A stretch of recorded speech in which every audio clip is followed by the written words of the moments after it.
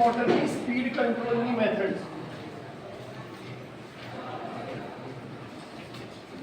Speed control of 3 phase induction motor. પહેલા તો induction મોટરની અંદર સ્પીડ આવે કઈ રીતે? કોઈ પણ વસ્તુમાં સ્પીડ આવે કઈ રીતે? જ્યારે ટોર્ક ઉત્પન્ન થાય તો. ટોર્ક કઈ રીતે પ્રોડ્યુસ થવાનો છે? જો કરંટ હશે તો. કરંટ કઈ રીતે પ્રોડ્યુસ થવાનો છે? એટલે જો આપણે કંઈમાં લખતા જઈએ કે ભાઈ ટોર્ક કોના લીધે પ્રોડ્યુસ થશે? કરંટ હશે તો. કરંટ કોના લીધે પ્રોડ્યુસ થશે? જો રોટર ઈએમએફ હશે તો.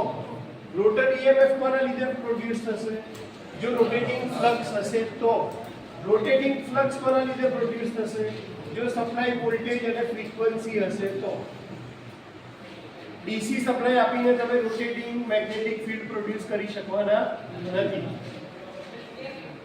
મારે સ્પીડને કંટ્રોલ કરવી હોય તો મારે આમાંથી કોઈ પણ પેરામીટરને કંટ્રોલ કરું તો હું સ્પીડને ચેન્જ કરી શકું.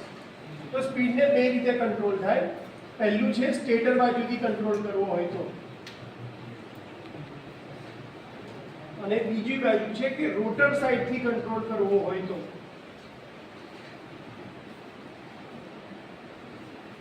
જો મારે સ્ટેટર સાઈડથી કંટ્રોલ કરવો હોય તો હું શેની મદદથી કરી શકું? પહેલી જ વસ્તુ કે રોટેટિંગ મેગ્નેટિક ફીલ્ડની વેલ્યુ બદલીને. જે વેલ્યુ આપણે કઈ રીતે બદલી શકશું? સપ્લાય વોલ્ટેજની વેલ્યુ બદલી. એટલે કે જેટલો વોલ્ટેજ વધારે એટલો રોટેટિંગ મેગ્નેટિક ફીલ્ડ વધારે. જેટલું રોટેટિંગ મેગ્નેટિક ફીલ્ડ વધારે એટલો ઈએમએફ વધારે, એટલો કરંટ વધારે, એટલો ટોર્ક વધારે. તો તમને જો તમારે ઓછી સ્પીડથી વધારે સ્પીડ ઉપર જવું હોય તો તમે વોલ્ટેજ શું કરશો? ધીરે ધીરે વધારશો. જેમ જેમ વોલ્ટેજ વધારતા જઈએ એમ તમારી સ્પીડ શું થતી જશે? વધતી જશે. એટલે કે સ્ટેટર સાઈડથી કંટ્રોલ કરવા માટે પહેલી મેથડ છે by voltage control method. Voltage control આપણે કઈ રીતે કરશું? કયા સાધનની મદદથી વોલ્ટેજ કંટ્રોલ થશે? વેરિયાક. 3 ફેઝ વેરિયાક કે જેને ઓટો ટ્રાન્સફોર્મર પણ કહેવાય. ઓટો ટ્રાન્સફોર્મરની મદદથી. હવે ઓટો ટ્રાન્સફોર્મરનો ફાયદો શું છે? કોઈ પણ મોટર હોય એ સ્ટાર્ટર વગર સ્ટાર્ટ કરાય નહીં. ભલે ડીસી મોટર હોય કે એસી મોટર. ડીસી મોટર હોય તો તમને 2 પોઈન્ટ 3 પોઈન્ટ અથવા 4 પોઈન્ટ સ્ટાર્ટરની જરૂર પડે, અને એસી મોટર હોય તો તમે રોટર રેઝિસ્ટન્સ સ્ટાર્ટર છે, ઓટો ટ્રાન્સફોર્મર છે, સ્ટાર ડેલ્ટા સ્ટાર્ટર છે, ડીઓએલ સ્ટાર્ટર છે, આ કોઈ પણ સ્ટાર્ટરની મદદથી જ મોટરને સ્ટાર્ટ કરી શકો. કેમ? કારણ કે મોટરમાં ઇનિશિયલ કરંટની વેલ્યુ કેવી હોય? વધારે હોય. જે ઘટાડવા માટે આપણે શેનો યુઝ કરવો પડે? સ્ટાર્ટર. જો તમે ઓટો ટ્રાન્સફોર્મરનો યુઝ કરો છો તો તમારે બીજું અલગથી સ્ટાર્ટર વાપરવાની જરૂર નથી, કારણ કે તમે વોલ્ટેજ ધીરે ધીરે વધારવાના છે. વોલ્ટેજ ધીરે ધીરે વધારશો એટલે તમારો કરંટ સ્ટાર્ટિંગમાં વધારે આવવાનો નથી. તો voltage control method by auto transformer એનો એક એડવાન્ટેજ એવી છે કે સિમ્પલ મેથડ છે, એક ઓટો ટ્રાન્સફોર્મરની મદદથી અચીવ કરી શકાય છે, અને ઓટો ટ્રાન્સફોર્મર લગાડવાથી તમારે બીજા એક્સ્ટ્રા સ્ટાર્ટરની જરૂર પડતી નથી. સ્પીડની રેન્જ પણ તમને 0 થી લઈને ફૂલ લોડ જે સ્પીડ છે ત્યાં સુધીની વેલ્યુ મળે છે. એટલે પહેલું થઈ ગયું આપણું વોલ્ટેજ કંટ્રોલ. બીજું છે ફ્રીક્વન્સી કંટ્રોલ કરીને. ફ્રીક્વન્સી કંટ્રોલ કરીને હું કેમ કહું છું? કારણ કે ns ની વેલ્યુ કેટલી છે? ns 120 fs/p. એટલે કે તમારી સિન્ક્રોનસ સ્પીડ અને એના લીધે એક્ચ્યુઅલ સ્પીડ બંને એક્ચ્યુઅલી ડિપેન્ડ કોના ઉપર કરે છે? ફ્રીક્વન્સી ઉપર કરે છે. ફ્રીક્વન્સી જો વધારે હશે તો સ્પીડ વધારે આવશે, ફ્રીક્વન્સી ઓછી હશે તો સ્પીડ કેવી આવશે? ઓછી. જો હું આ ફ્રીક્વન્સીને ચેન્જ કરી શકું તો હું સ્પીડને શું કરી શકું? ચેન્જ કરી શકું. તો ફ્રીક્વન્સી ચેન્જ કરવા માટે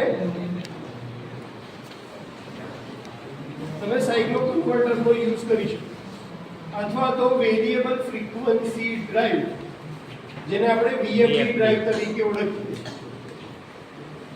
તો આ બે સાધનોની મદદથી, એક સાયક્લો કન્વર્ટર અને એક વેરિયેબલ ફ્રીક્વન્સી ડ્રાઈવ, આ બંનેની મદદથી તમે શેની વેલ્યુ ચેન્જ કરી શકો છો? ફ્રીક્વન્સી. અને ફ્રીક્વન્સીની વેલ્યુ બદલાય તો શેની વેલ્યુ બદલાશે? ns. ns ની વેલ્યુ બદલાશે તો કોની વેલ્યુ ચેન્જ થશે?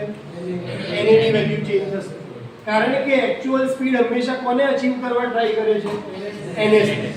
એટલે જો તમારે ફ્રીક્વન્સી ચેન્જ કરવી હોય, આ મેથડ તમે યુઝ કરો, સેકન્ડ મેથડ સ્ટેટર સાઇકલિંગ કે ફ્રીક્વન્સી કંટ્રોલ મેથડ, તો તમે ડાયરેક્ટલી nને કંટ્રોલ નથી કરી શકતા. તમે કોને કંટ્રોલ કરો છો? ns. અને ns દ્વારા તમે કોને કંટ્રોલ કરો છો? na ને કંટ્રોલ કરો. ત્રીજી મેથડ પણ આ ફોર્મ્યુલા પર જ ડિપેન્ડ કરે છે કે ભાઈ તમારી જે સ્પીડ છે કોના પર ડિપેન્ડ કરે છે? p એટલે નંબર ઓફ પોલ. એટલે ત્રીજી મેથડ છે કે ભાઈ સ્ટેટરના પોલ બદલીને, કોના પોલ બદલીને? સ્ટેટરના પોલ. હવે આપણને જો ડીસી મશીન યાદ હોય તો આપણે ડીસી મશીનમાં આવી રીતે પોલ ડ્રો કરતા. આને આપણે પોલ શું કહીએ? આને પોલ કહીએ. આવા ફિઝિકલ પોલ એસી મશીનમાં હોતા નથી. કરંટની ડાયરેક્શન પ્રમાણે વાઇન્ડિંગમાં કરંટ અંદર જતો હોય તો આપણે એને સાઉથ પોલ કહીએ, બહાર નીકળતો હોય તો નોર્થ પોલ કહીએ. એ રીતે આપણે ઇમેજિન કરીએ છીએ કે ત્યાં પોલ ક્રિએટ થાય છે. ધારો કે અહીંયા તમારું સ્ટેટર છે અને એમાં આ બીજી વાઇન્ડિંગ, અહીંયા ત્રીજી વાઇન્ડિંગ, અહીંયા ચોથી વાઇન્ડિંગ છે. આનો કરંટ આપણે આ રીતે રાખીએ તો અહીંયા નોર્થ, અહીંયા સાઉથ, અહીંયા સાઉથ, અહીંયા નોર્થ. આ રીતે કરંટની ડાયરેક્શન ઉપરથી આપણે ધારીએ છીએ કે આમાં પોલ બની રહ્યા છે. તો ઇમેજનરી પોલની વેલ્યુ આપણે જો વધારવી કે ઘટાડવી હોય, સપોઝ હું આવી 4 કોઇલ લઈ લઉં છું, અહીંયા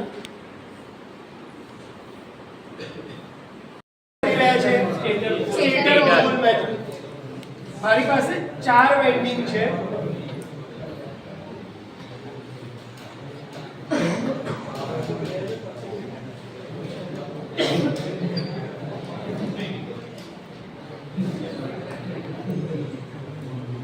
સ્ટેટરમાંથી હું સપ્લાય આપું છું ત્યારે હું કનેક્શન એવી રીતે કરું છું કે આ કંડક્ટરમાં કરંટ જશે અપવર્ડ, એટલે અહીંયા બનશે સાઉથ પોલ. અહીંયાથી કરંટ કેવો આવે છે? ડાઉનવર્ડ, તો અહીંયા બનશે નોર્થ. આ ખાલી મેં એક જ કંડક્ટર દેખાડ્યો છે, બાકી હકીકતમાં અહીંયા શું હશે? આખી કોઇલનો જથ્થો હશે. આમાંથી કરંટ ઇન, આમાંથી કરંટ આઉટ, અહીંયાથી કરંટ ઇન એટલે કયો પોલ બનશે? સાઉથ. અહીંયાથી આઉટ એટલે નોર્થ. ફરીથી અહીંયાથી સિરીઝમાં કનેક્શન કરું છું એટલે આ સાઉથ, અહીંયાથી બહાર નીકળશે એટલે નોર્થ. ફરીથી સિરીઝમાં એટલે અહીંયા સાઉથ, અને અહીંયાથી કરંટ બહાર નીકળે તો આ આવશે નોર્થ. તો અહીંયા કેટલા પોલ બન્યા? 1 2 3 4 5 6 7 અને 8 પોલ. તો એવું કહી શકું કે ભાઈ આ મશીન કેટલા પોલનું છે? 8 પોલનું છે. જો તમારી ફ્રીક્વન્સી 50 હર્ટ્ઝ ની હોય તો તમારી ns કેટલી આવશે? ns = 120 fs / p. 6000 ભાગ્યા 8 એટલે કેટલા આવશે? 750. 10 પોલ હોય તો 600, બરાબર. 8 પોલ હોય તો 750 rpm ની સ્પીડ થાય. ક્યારે? જ્યારે મેં કનેક્શન કેવું કર્યું છે? સિરીઝ. હવે હું કનેક્શનની વેલ્યુ ચેન્જ કરું છું. કનેક્શન કઈ રીતે કરું છું?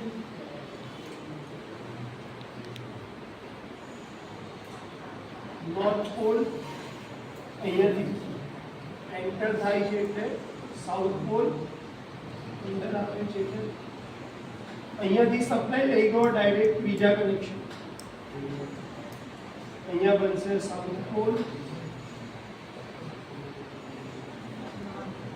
અહીંયા બનશે નોર્થ.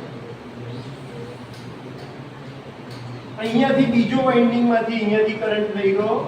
આ કરંટ હું એન્ટર કરાવું છું ચોથા પોલ ની અંદર.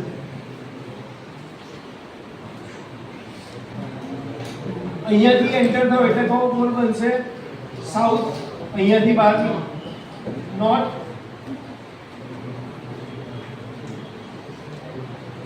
અહીંયાથી અંદર એન્ટર એટલે સાઉથ, અને અહીંયાથી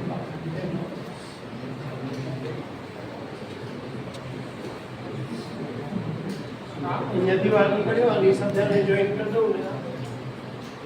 તો હવે જો આ નોર્થ બંને એક જ છે એટલે પોલ કયો હતો? North pole 1, south pole 2, north pole 3 અને આ બંને સાઉથ પોલ 4. હવે 8 માંથી કેટલા પોલ થઈ ગયા? 4. તો હવે ns ની વેલ્યુ કેટલી થઈ જશે? 6000 ભાગ્યા 4 એટલે ડાયરેક્ટ કેટલા થઈ ગયા? 1500 rpm. તો તમે સ્ટેટર પોલની અંદર ખાલી વાઇન્ડિંગમાં જે કરંટની ડાયરેક્શન છે એને ચેન્જ કરીને પણ કોને કંટ્રોલ કરી શકો છો, જે સ્પીડ છે એને કંટ્રોલ કરી શકો છો. તો આ ત્રણ મેથડ કોની થઈ?